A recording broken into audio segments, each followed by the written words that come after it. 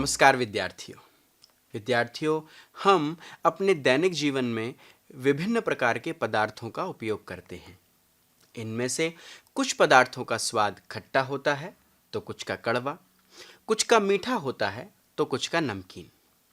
उदाहरण के लिए दही, नींबू का रस, संतरे का रस और सिरके का स्वाद खट्टा होता है। विद्यार्थियों, इन पदार्थों का स्वाद खट्टा इसलिए होता है क्योंकि इनमें अम्ल या एसिड होता है। इन पदार्थों को अम्लीय कहा जाता है क्योंकि इनकी रासायनिक प्रकृति अम्लीय होती है। विद्यार्थियों, क्या आप जानते हैं कि एसिड शब्द की उत्पत्ति लैटिन भाषा के शब्द एसियर से हुई है, जिसका अर्थ होता है खट्टा। अभी आपने ऊपर लिखे जो उदाहरण देखे हैं वह प्राकृतिक अम्ल होते हैं। विद्यार्थियों, अगर आप कभी खाने का सोडा या बेकिंग सोडे को चखकर देखेंगे तो आप पाएंगे कि इसका स्वाद खट्टा नहीं होता, मतलब इसमें कोई भी अम्ल नहीं है। इसका स्वाद कड़वा होता है और अगर आप इसके विलयन को अपनी उंगलियों के बीच रगड़ें तो यह साबुन जैसा चिकना लगता है। तो विद्यार्थियों, सामान्यतः ऐसे पदार्थ जिनका स्वाद कड़वा होता है और जो स्पर्श करने पर साबुन जैसे लगते हैं, क्षारक या क्षार कहलाते हैं। इन पदार्थों की प्रकृति क्षारकीय कहलाती है।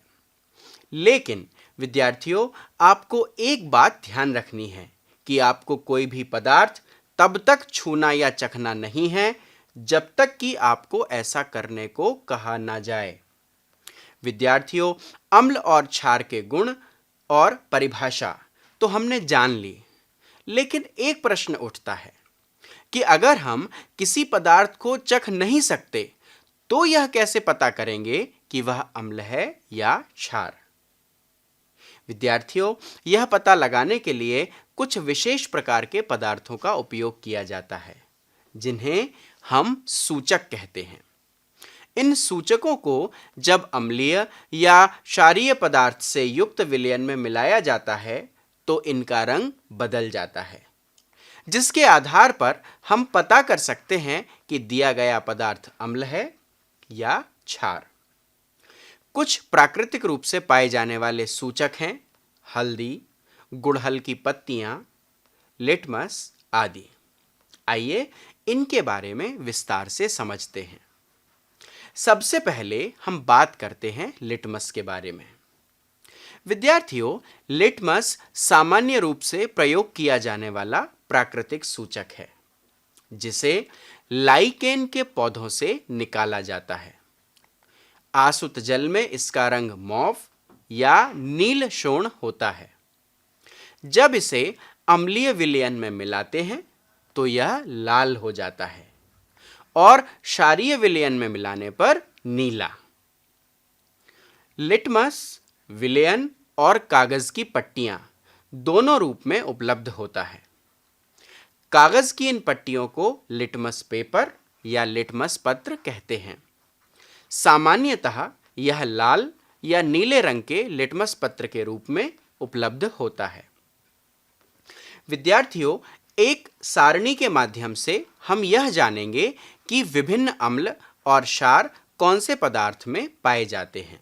विद्यार्थियों, जैसा कि हम सारणी में देख पा रहे हैं कि सिरका, जिसमें एसिटिक अम्ल पाया जाता है, चींटी का डंक, जिसमें फॉर्मिक अम्ल या फॉर्मिक एसिड पाया जाता है, नींबू कुल के सभी फलों में जैसे कि संतरा, नींबू, इनमें साइट्रिक अम्ल पाया जाता है, दैनिक उपयोग में आने वाला दही, जिसमें लैक्टिक अम्ल पाया जाता है, पालक, जिसमें ऑक्जेलिक अम्ल पाया जाता है, आंवला और सिट्रस फल, इसमें एस्कॉर्बिक अम्ल या जिसको विटामिन सी भी कहा जाता है, इमली, अंगूर और कच्चे आम आदि, इन सभी में टार्टरिक अम्ल पाया जाता है। विद्यार्थियों, जैसा कि हमने सारणी में देखा कि ऊपर बताए गए सभी अम्ल प्रकृति में पाए जाते हैं। अम्लों की तरह अगर हम क्षारों के बारे में बात करें तो हम सारणी में देख पा रहे हैं कि चूने का पानी जिसमें कैल्शियम हाइड्रोक्साइड नाम का क्षारक पाया जाता है। खिड़की के कांच आदि साफ करने के लिए हम जो डिटर्जेंट या मार्जक यूज करते हैं उसमें अमोनियम हाइड्रोक्साइड नाम का क्षारक पाया जाता है। अगर हम दैनिक उपयोग में आने वाली साबुन की बात करें तो उसमें सोडियम हाइड्रोक्साइड या पोटेशियम हाइड्रोक्साइड नाम का क्षारक पाया जाता है। इसी तरह दूधिया मैग्नीशियम या मिल्क ऑफ मैग्नीशिया जिसको हम एंटी एसिड के रूप में प्रयोग करते हैं उसमें मैग्नीशियम हाइड्रोक्साइड नाम का क्षारक पाया जाता है। विद्यार्थियों, कुछ ऐसे भी विलयन होते हैं जो नीले या लाल लिटमस पत्र के रंग को परिवर्तित नहीं करते हैं।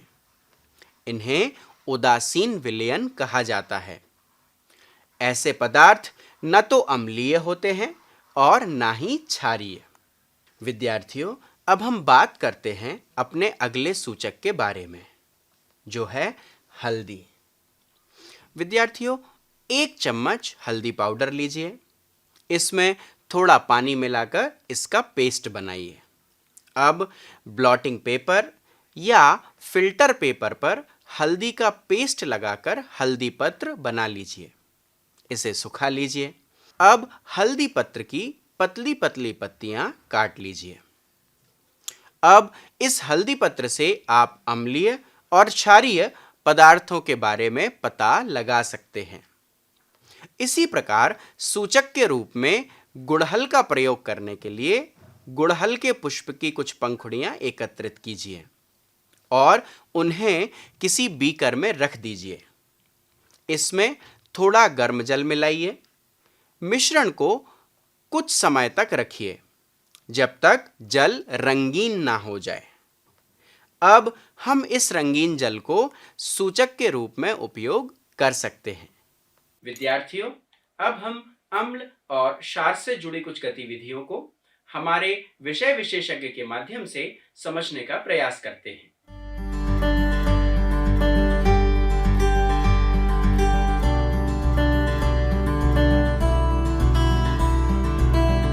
अम्ल, क्षार एवं लवण की परिभाषा के अनुसार जो है पदार्थों के विभिन्न गुणों को अब हम प्रयोग के द्वारा समझेंगे। इनके प्रयोग को करने के लिए हम फल, फूल, सब्जी या अन्य रासायनिक पदार्थ ले सकते हैं। प्रारंभिक तौर पर हम लिटमस पत्र और सूचक का उपयोग परीक्षण में कर सकते हैं। लिटमस पत्र में जो है लाल लिटमस पेपर और नीले लिटमस पेपर का उपयोग करेंगे तथा सूचक के रूप में फिनोप्थलीन एवं मिथाइल ऑरेंज सूचक का उपयोग करेंगे।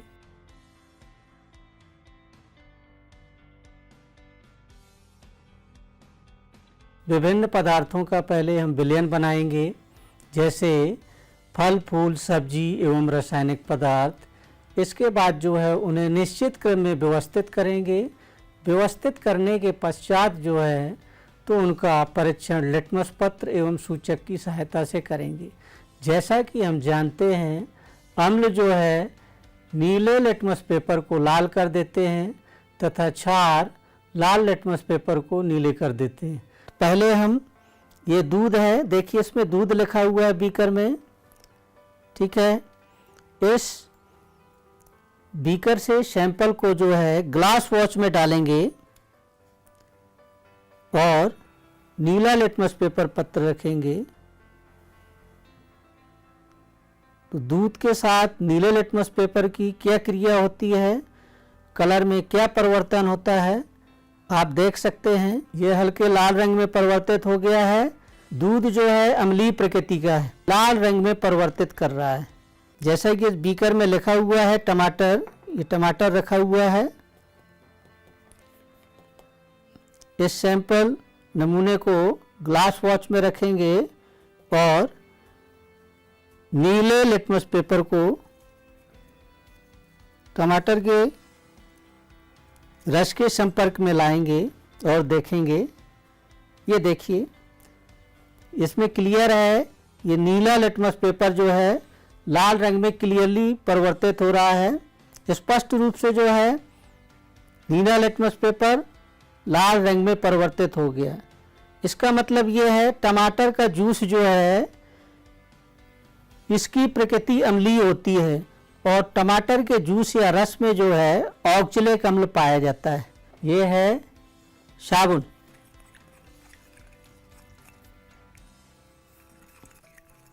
कपड़े साफ करने वाला साबुन है। इसका परीक्षण करेंगे। इस विलयन की 2 या 3 बूंदें जो है वॉच ग्लास में रखेंगे। इसके पश्चात नीला एवं लाल लिटमस पेपर दोनों रखेंगे और देखेंगे कि इनके रंग में किस प्रकार से परिवर्तन होता है।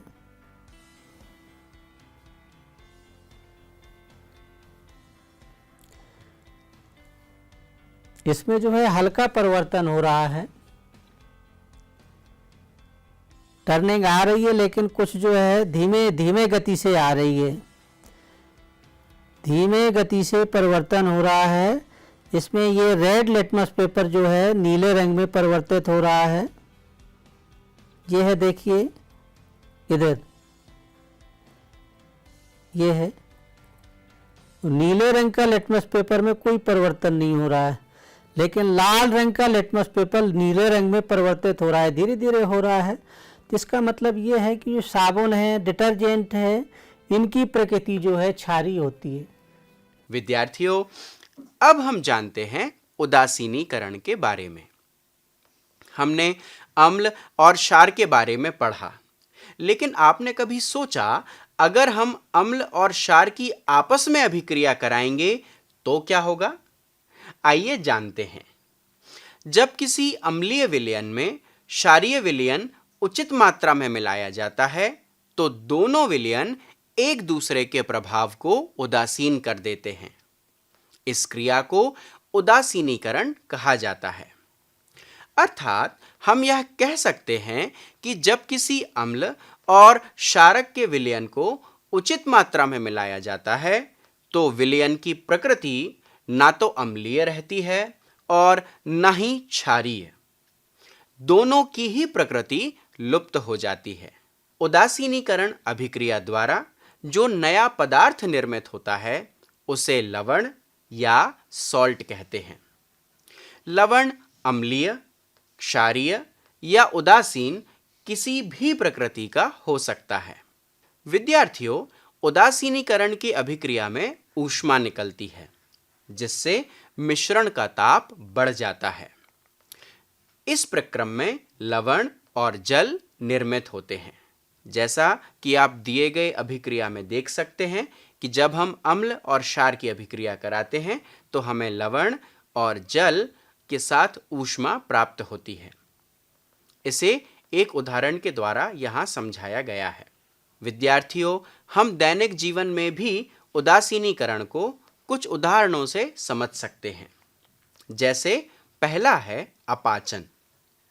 विद्यार्थियों, हमारे आमाशय में हाइड्रोक्लोरिक अम्ल अर्थात HCl पाया जाता है जो भोजन को पचाने में सहायता करता है। अगर इस अम्ल की मात्रा ज्यादा हो जाए तो यह बहुत कष्टदायक हो सकता है और एसिडिटी जैसी समस्या हो सकती है। इसे दूर करने के लिए हम दूधिया मैग्नीशियम या मिल्क ऑफ मैग्नीशिया जैसा कोई प्रति अम्ल या एंटी एसिड लेते हैं जो अत्यधिक अम्ल के प्रभाव को उदासीन कर देता है। इसी कड़ी में दूसरा आता है चींटी का डंक। हमने ऊपर सारणी में देखा कि चींटी के डंक में फॉर्मिक एसिड या फॉर्मिक अम्ल होता है जो चींटी द्वारा हमें काटने पर हमारे अंदर प्रवेश करता है। डंक के अम्लीय प्रभाव को नमी युक्त खाने का सोडा अर्थात सोडियम हाइड्रोजन कार्बोनेट या कैलेमाइन का विलयन मिलाकर उदासीन किया जाता है। विद्यार्थियों, इसी कड़ी में तीसरा आता है मृदा उपचार। विद्यार्थियों, यह तो हम जानते हैं कि रासायनिक उर्वरकों या रासायनिक खाद का प्रयोग मिट्टी के लिए हानिकारक होता है। इनके प्रयोग से मृदा अम्लीय हो जाती है। मृदा अगर अत्यधिक अम्लीय हो या अत्यधिक क्षारीय हो, दोनों ही स्थितियों में पौधों की वृद्धि अच्छी नहीं होती है। अगर मृदा अम्लीय है तो उसे बिना बुझा चूना या बुझा हुआ चूना, जिसे हम कैल्शियम हाइड्रोक्साइड भी कहते हैं, इस जैसे क्षारकों से उपचारित किया जाता है ताकि मृदा उदासीन हो सके। अगर मृदा क्षारीय है तो इसमें जैव पदार्थ मिलाए जाते हैं, जैसे कि कंपोस्ट खाद, जो मृदा में अम्ल निर्मुक्त करके उसके क्षारीय प्रभाव को उदासीन कर देते हैं। इसी प्रकार कारखानों से निकलने वाले अपशिष्ट पदार्थों को यदि सीधे नदियों या जलाशयों में बहने दिया जाए तो अपशिष्ट पदार्थों की अम्लीय प्रकृति के कारण मछली और अन्य जलीय जीव नष्ट हो सकते हैं। अतः कारखाने के अपशिष्ट पदार्थों को जलाशयों व नदियों में विसर्जित करने से पहले क्षारीय पदार्थ मिलाकर उदासीन किया जाता है। विद्यार्थियों, अब हम समझते हैं कि अम्ल वर्षा या एसिड रेन क्या होती है। विद्यार्थियों, आपने अम्ल वर्षा या एसिड रेन का नाम तो सुना होगा, लेकिन क्या आपने कभी इसके क्षतिकारी प्रभावों के बारे में सुना है? जैसा कि नाम से ही पता चलता है कि जब वर्षा के जल में अम्ल की मात्रा ज्यादा होती है तो वह अम्ल वर्षा कहलाती है। वर्षा के जल में ये अम्ल आता कहां से है? वर्षा का जल अम्लीय इसीलिए हो जाता है क्योंकि कार्बन डाइऑक्साइड, सल्फर डाइऑक्साइड और नाइट्रोजन ऑक्साइड जैसी गैसें जो वायु प्रदूषकों के रूप में निर्मुक्त होती हैं, वर्षा के जल में घुलती हैं और क्रमशः कार्बोनिक अम्ल, सल्फ्यूरिक अम्ल और नाइट्रिक अम्ल बनाती हैं। अम्ल वर्षा भवनों, ऐतिहासिक इमारतों, पौधों और जंतुओं को क्षति पहुंचा सकती है। तो विद्यार्थियों, हमने जाना कि अम्ल वर्षा क्या होती है और उसके क्षयकारी प्रभाव क्या क्या हो सकते हैं। विद्यार्थियों, इस अध्याय के माध्यम से हम अम्ल और क्षार से परिचित हुए, साथ ही साथ हम उदासीनीकरण की अभिक्रिया से भी परिचित हुए। ऐसे ही एक रोचक विषय के साथ हम पुनः मिलेंगे। तब तक के लिए धन्यवाद। नमस्कार।